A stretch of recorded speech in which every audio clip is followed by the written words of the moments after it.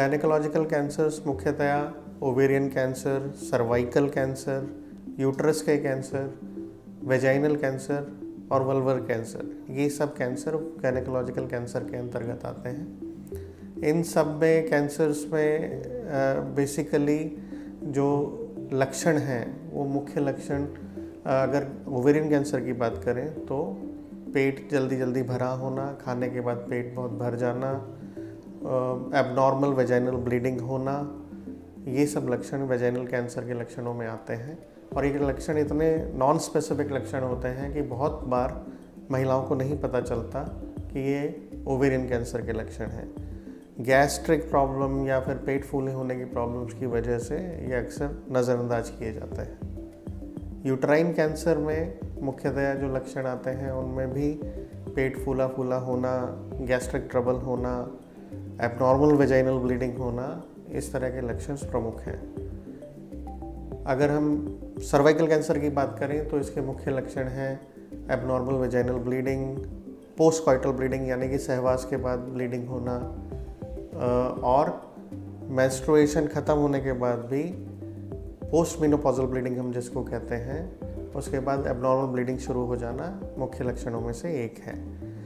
Vulval cancer यानी कि भग्नाशय का कैंसर या वेजाइना के बाहर का कैंसर जो है, उसमें मुख्य लक्षण कि आपके जो जननांग हैं उनके चारों तरफ खुजली होना, वहाँ पर रंग बदल जाना, छोटे छोटे ट्यूमर्स निकल आना या एबनॉर्मली कोई भी ग्रोथ होना, इस तरह के लक्षण हो सकते हैं। वेजाइनल कैंसर में पेशाब करने में परेशानी होना, दर्द होना, वेजाइना के पार्ट का सिकुड़ जाना, सहवास करने में प्रॉब्लम होना, उसके बाद ब्लीडिंग होना, इस तरह के लक्षण प्रमुख होते हैं। तो इन लक्षणों के बारे में जानकर सही समय पर डॉक्टर की सलाह लेकर हम इनको जल्दी से पकड़ सकते हैं, इनका इलाज कर सकते हैं। अब इनके लिए रिस्क फैक्टर्स क्या हैं? रिस्क फैक्टर, सबसे बड़ा रिस्क फैक्टर जो है वो है आपकी लाइफस्टाइल का गड़बड़ होना।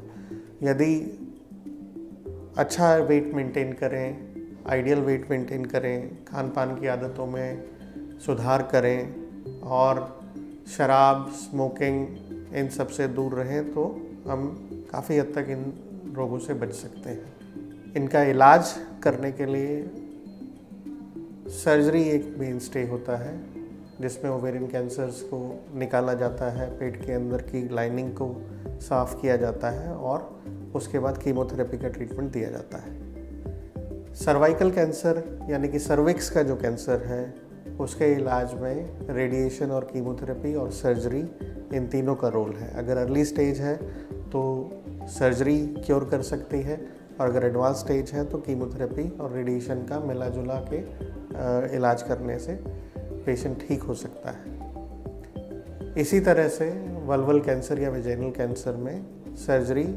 का मुख्य स्थान है, उसके बाद कीमोथेरेपी एडवांस स्टेजेस के लिए यूज़ की जाती है। तो इस तरह के लक्षण कोई भी होने पर अपने डॉक्टर से संपर्क करें और समय पर इसका इलाज कराएं। धन्यवाद।